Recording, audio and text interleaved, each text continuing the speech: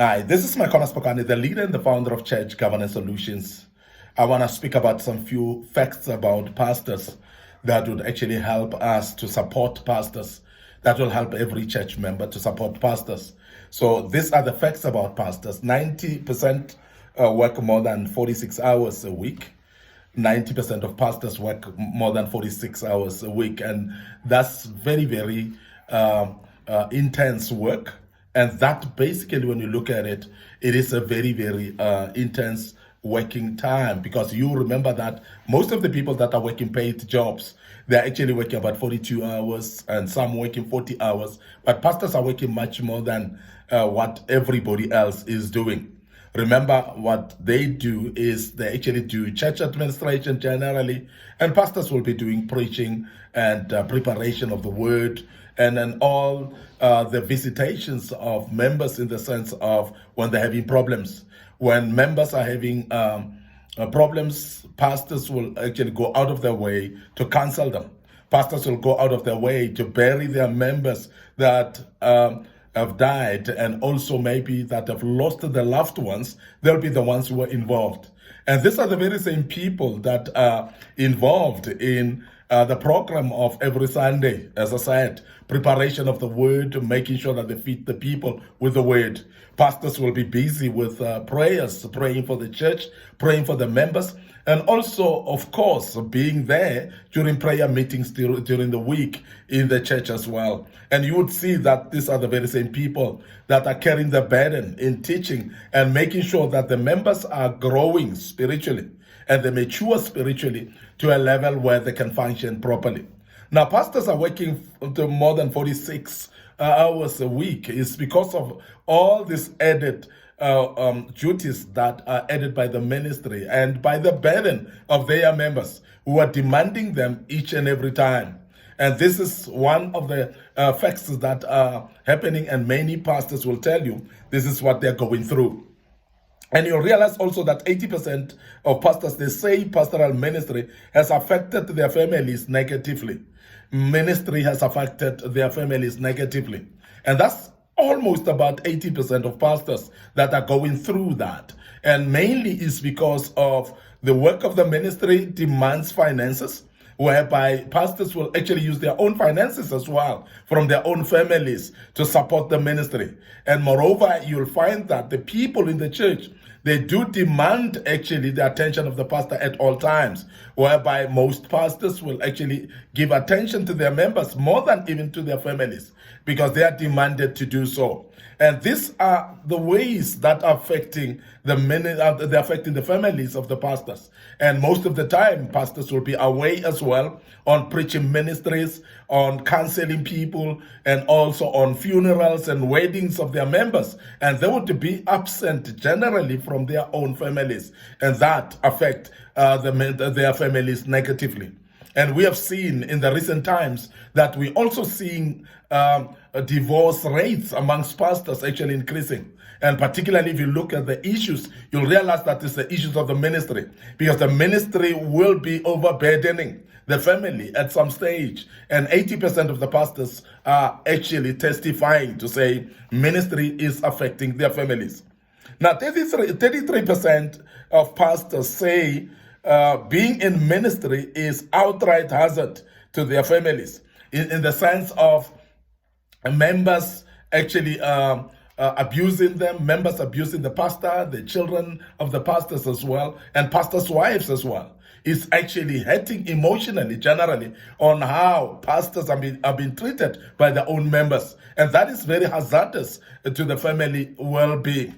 And that's something that is very prevalent in many churches, whereby you find that the church or the members don't even contribute financially to the pastor. And as I said, there will be pastors will be using their own monies, their own families, monies actually into the church to make sure that the church is actually having a good well-being. And therefore, for that reason, as a result, it becomes hazard financially for their families, where most of the families of pastors struggle financially because of that. So we mention these facts so that members may be able to identify this, may be able to see that these are pressures that are upon pastors, the hazards that are upon pastors, so that those that have got ears may be able to assist and support pastors, because it's very, very important to support the pastors.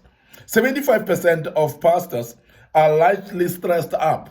They are stressed by the ministry, they are stressed by the members, they are stressed by their financial lack as well, and on all the strains that come with the ministry. And they are so stressed because of the vision as well, because they would love to see the vision progressing. They would love to see the success of the vision. And generally, you find that there's a stalling of the vision in the sense of not moving more adequately, quickly forward. And as a result, most pastors stress because of this. And this is very important that we mention this, because that will actually help the members to identify the stresses that pastors are going through. Most of the stresses, of course, of the pastors are caused by their own members. Members who they are so much supporting, they're sacrificing their time actually for them, but yet the members never care about their pastors. Yet their members are the ones that are gossiping and talking bad about their pastors. Yet the members are the very same people that are backbiting pastors and also saying bad things to them, actually discouraging them. Now, many pastors are stressed up, and 75%, of course, will be stressed up because of the ministry burden and the people that they are leading who are actually not supporting them at all. And you'll realize that about 50% are unable to meet the needs of their ministry. About 50% of pastors are unable to meet the needs of their ministry. The needs of their ministry, most of the time, they need money. And of course, we know that many ministries have got members that are not givers at all. Many churches have got members that are there and not giving at all. Now, the burden of the financial needs of the ministry remains solely upon the pastor and his family. And this is some burdens that we talk about. We talk about the burdens of commitment as well, making sure that things are running well in the ministry. Many of the pastors are struggling to get committed people, the people that will commit to be part of the ministry in everything that they do. And most of the people actually come on a Sunday morning, they will relax and enjoy themselves, but yet they're not participating in the activities of the church. It becomes a burden to the pastor.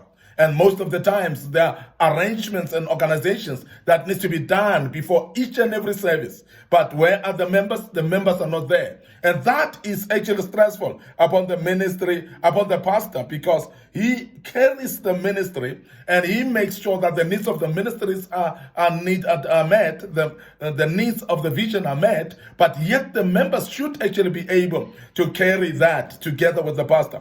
Be able to put their hands on the deck as well. Make sure that the ministry is progressive because of them as well. And that is the reason why 50% of pastors are unable to meet the needs of their ministry. It is a dream for pastors to have their ministries having their own land, their own building as well, their own instruments, and everything to be owning by them, not to be renting. And that is the needs that the ministry is having. And some of the ministries, of course, that have built already, they are having needs to pay the rent. They've got the needs to pay the services for municipalities. They're having the needs to make sure that the church runs very well. But yet, because they are carrying the burdens, they cannot meet the needs of their own ministries. And that is why many pastors are stressed, as we've mentioned earlier. And you'll realize that many pastors, like almost about 90%, are inadequately trained to cope with the work. And when you look at trained pastors about the ministry, they're very few, because mostly pastoral ministry has been taken up by people that have never even been trained for the ministry.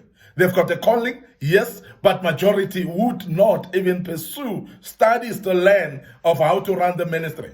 There are very few, actually, pastors that have gone through Bible colleges, that have gone through Bible schools and studied, actually, the knowledge of how to run the ministry. And of course, some, even the Bible schools that they went to, are not actually equipping them much about administration, equipping them much about how to run, how to lead the ministry. And many of them have actually gone to Bible schools that will teach them only the word. Yes, they know the word, they are powerful with the word, but the administration is poor because they are not learned in the area of administration. They are not learned in the area of leadership of the church, because it is very key that one knows how to lead the people in the church for you to be able to lead the church adequately.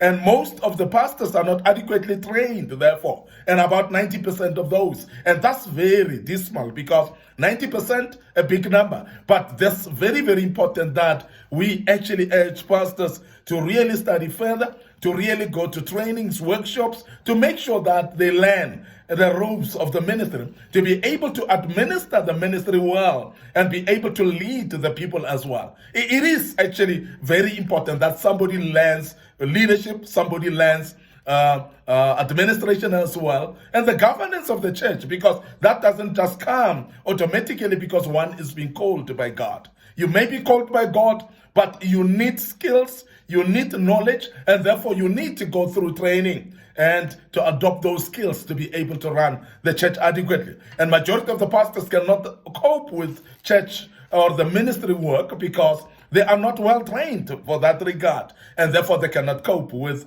the burden of the ministry. And I want to emphasize that because it is very important for us to mention that. You'll find that about 70% of pastors, they say they now have lower self-esteem than when they started the ministry. Because when they are called by God, they get that energy, that oomph, that drive because of the calling. But they will go through the ministry and they realize the burdens and the baggages that the ministry comes along with. And because of that, that knocks their self-esteem along the way. That kills their self-image along the way. And now because of that, you'll find that, as I said, about 70% of the pastors will tell you now that they are having a low self-esteem now. More than when they started the ministry. Because when they started the ministry, they had the energy that was inspired by the calling. Because they were called and they are actually very energetic, they're very ready for the ministry, they are very zealous. They wanna run the ministry, they wanna make it happen. But at the end of the day, when you see how difficult ministry work is, and people start actually losing their self-esteem, their self-image as well, and also because of most of the things that they cannot achieve while they actually in the ministry, things that they cannot meet on their own while they're in the ministry, that dents one's self-image. And because of that, majority of them, the pastors will see they're having lower self-image well over this time and after they've been actually better before with the calling when it started. And this is very, very important for us to be able to be aware so that we can support our pastors and be closer to them so that we can give them adequate support that they need. Very, very important that pastors get supported in that regard. Now, 40% of pastors, they report serious conflict with a member once at least a month. And we have seen that members can stir things in the church. Members can actually complain. Members can actually cause trouble and conflicts in the churches. And majority of the members don't care on how the pastor feels, but you'll realize that they'll stir conflict at all times. And pastors will tell you that at least once a month, they would have actually had a conflict with the member, particularly in the churches that are grown and bigger. And you'll find that people are actually always provoking pastors. They will always complain about pastors. They're always causing trouble. They're always causing conflicts as well. And that's the reason why you'll find that many pastors will report and say they at least have a conflict with a member at least once a month. And that's very stressful because these are the people that a pastor is serving and the pastor is expecting support from, but yet they are causing conflicts in that. And this is very important for us to mention so that all the members in churches, we may not give our pastors stress. I want to end up here today. Your host, Micornus Phokane. Thank you very much for listening to us and be part of this great topic. And I hope that you've learned quite a bit. And if you're a member of a church, you will support your pastor. And because that's very important to do so. Remember also to check us out on our Facebook page.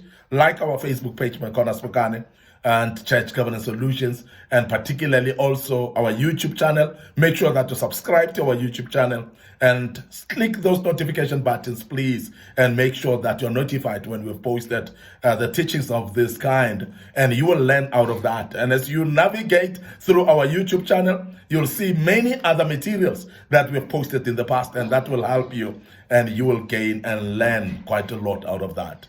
Allow me to check out right here and say cheers for now.